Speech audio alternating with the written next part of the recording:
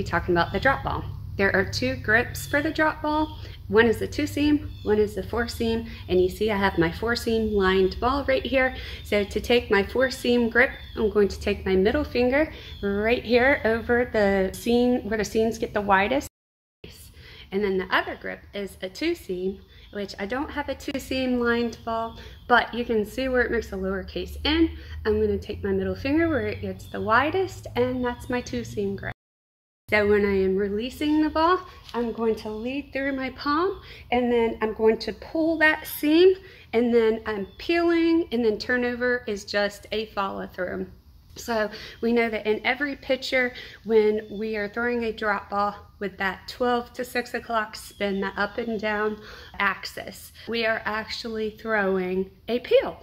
So we're always peeling, and then the turnover is a follow through. A good way to think about the difference between your fastball and your drop ball is when you're throwing your fastball, you're shooting through the equator of the ball with your strong fingers, going more thumb to thigh, which does give it a bit of anywhere from a drop to kind of a drop curve spin to it, but you're shooting through the equator of the ball, making it a fastball because you're emphasizing all your energy coming from behind the ball into the ball for the most efficient fastball possible. And then when you are throwing your drop ball, you're going to emphasize turning your energy over the top of the ball. So you're peeling your energy over the top half of the ball to create more spin than speed. Posture, you can either stay neutral with your posture when you're throwing it, but some pitchers like to get that exaggerated kind of high start, low finish, make sure it's not real obvious. Here's fastball, here's my drop ball. So it's not that much difference from one to the next. My right hip's higher than my left hip since I'm right-handed. That gives me a few inches higher off the ground, and it allows me to turn my energy over the top of the ball a little bit easier. So again, that's just an option, and what we are looking for is top spin, which is going to go in this direction, either a 2-seam or a 4-seam. Some coaches like to teach to shorten the stride so that they get kind of that higher start and that tilt going with the path of the pitch for your most efficient speed, with your hips and shoulders going with the path of the pitch.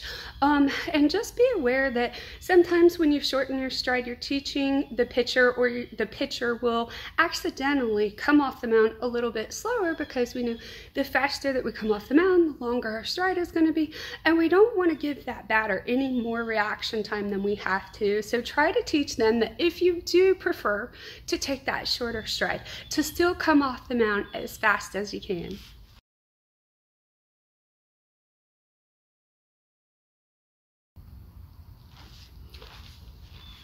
With the spin tight trainer, you want to look for the top spin, so your pitcher is shooting through the top half of the ball when they are releasing, throwing their energy over the top.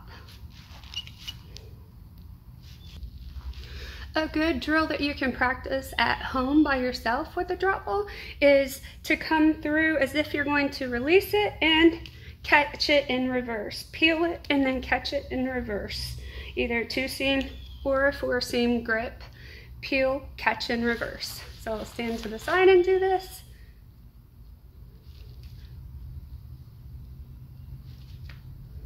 So you're practicing pulling that pressure point and then catching in reverse. This is the tennis ball drill, and it's used to get an exaggerated turn over the top by bouncing the tennis ball. And here she's emphasizing an exaggerated high start where she can emphasize the energy turning over the top of the ball. Here the girls are bouncing a basketball down on the ground as hard and high as they can to emphasize the turn. In this drill, she's practicing rolling her energy over the top of the spinner and trying to keep the spinner straight, and then she is also adding a progression where she is adding a circle to the drill. Here the girls are practicing their drop ball on an uphill, giving them a natural, slightly forward lean on the drop. In this drill, there is a ball placed on the small cone, giving the pitcher a target to throw her drop ball at. In this drill, she's using a underweight oversized ball and seeing how high she can bounce it by turning over the top. It is a good idea to also alternate this with the oversized overweight ball, which is the small basketball.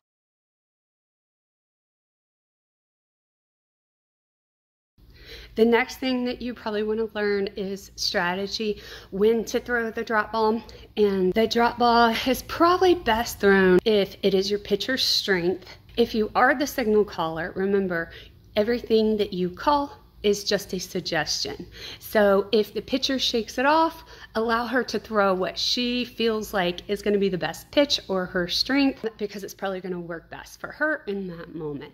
If that pitcher is not 100% behind the pitch that you are calling, she's probably not going to be 100% off the mound, 100% as accurate, 100% speed and spin, and then error happens.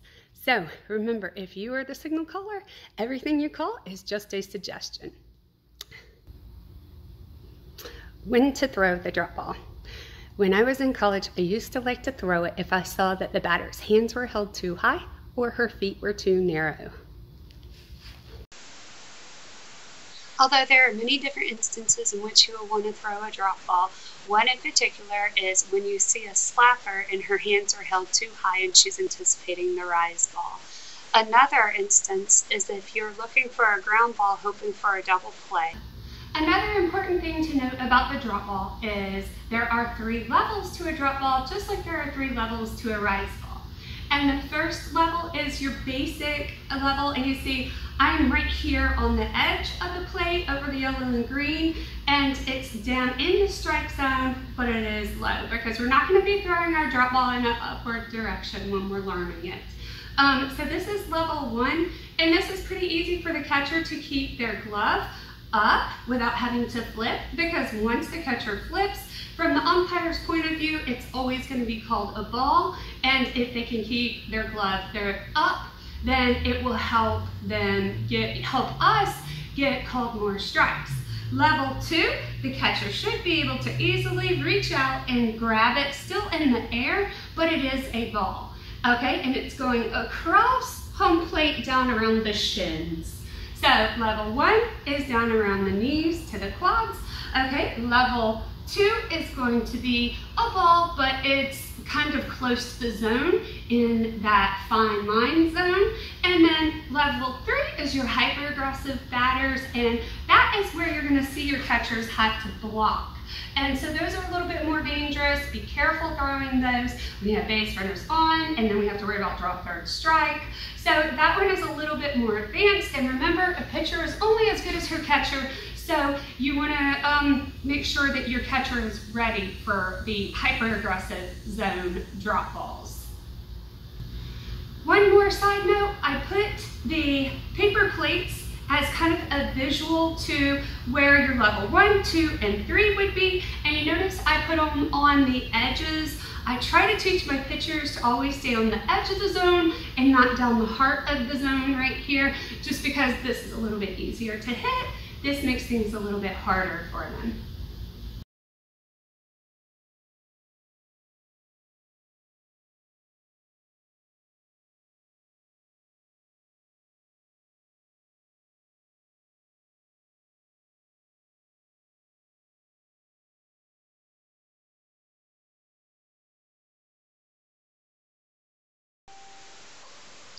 Here are a few examples of the drop ball, and you can see Fulbert and how he peels first.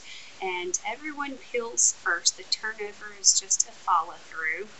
Here it is again in slow motion. Peel up and then push down in the direction what you want to go for your follow through. This is Lexi from Alabama, and she looks like she's throwing a wiffle ball. Her drop ball moves so much. Here are a few of my pitching lesson students throwing the drop ball, and you'll see that they are turning into a drop curve right here by crossing over to her left leg, and now she's going to throw a regular drop ball, turning over the top